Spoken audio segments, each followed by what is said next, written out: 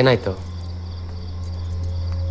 ನೆನೆ ನಿಮ್ಮ ಜನ ಎಲ್ಲ ಬುದ್ಧಿಯವ್ರ ಹತ್ರ ಹೋಗ್ಬಿಟ್ಟು ಅವನ್ಯಾರೋ ಅಂತ ಇದ್ದಾನಂತಲ್ಲ. ಹ್ಞೂ, ನಮ್ಮ ಪಕ್ಕದ ಬೀದಿ ಅವನೇ. ಏನಂತೆ?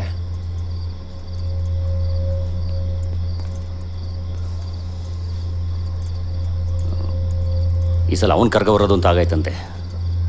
ಆಗಲ್ಲ ಅಂತ ಹೇಳ್ದೆ ತಾನೇ? ಗಂಗಾ, ನನ್ನಿಂದ ತಪ್ಪಾಗ್ಬಿಟ್ಟೈತೆ. ಲೇಟ್ ಮಾಡಿಬಿಟ್ಟೆ.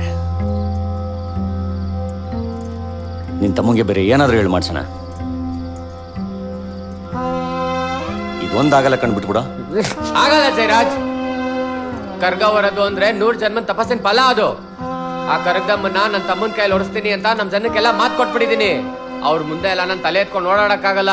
ಅದ್ರ ಬದಲು ನಾನು ಕತ್ತರಿಸ್ಬಿಡು ಜಯರಾಜ್. ಹಂಗಲ್ಲ ಗಂಗಾ. ಗಂಗಾ, ನಂಗೆ ಅರ್ಥ ಆಗುತ್ತೆ. ಆದರೆ ಏನು ಮಾಡಲಿ, ಬುದ್ಧಿಯವ್ರು ಒಪ್ಕೊಂಬಿಟ್ಟವ್ರೆ. ಮತ್ತೆ ಮತ್ತೆ ನಾನು ಅವ್ರಿಗೆ ಹೇಳೋಕ್ಕಾಗಲ್ಲ.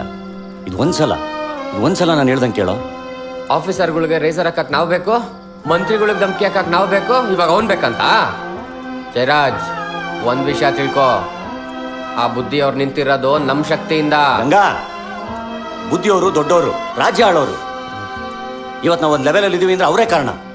ಅವ್ರ ತಕ್ಕದ ಮೇಲೆ ನಾವು ನಿಂತಿರೋದು.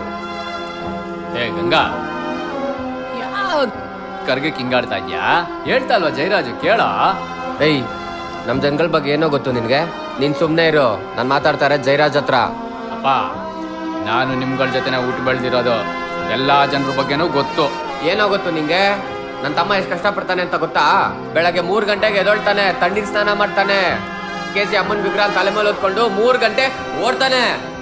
ಒಂದು ಕೆಟ್ಟ ಚಟ ಇಲ್ಲ, ಒಂದು ಸಿನಿಮಾಗೆ ಹೋಗಲ್ಲ, ಒಂದು ಹೋಟೆಲ್ಗೆ ಹೋಗಲ್ಲ. ಹೇಳು ಜಯರಾಜ್ ಅವ್ನಿಗೆ. ಹೌದು ಗುರು, ಸ್ವಲ್ಪ ದೊಡ್ಡ ಮನ್ಸು ಮಾಡಿದ್ರು. ಇರೋ ಗಂಗಾ, ಬುದ್ಧಿಯವ್ರು ಏನೇ ಮಾಡಿದ್ರು ಒಳ್ಳೆ ಯೋಚನೆಯಿಂದಾನೇ ಮಾಡಿರ್ತಾರೆ. ಪಾಪ ಬಡವ ಬದುಕಳಿ ಬಿಡೋ. ಶ್ರೀಮಂತರ ಮನೇಲಿ ಹುಟ್ಟಿದ್ದು ನಾನು ನನ್ನ ತಮ್ಮ ಮಾಡಿದ ತಪ್ಪಾಗೋಯ್ತಾ ಜಯರಾಜ್? ಏಯ್,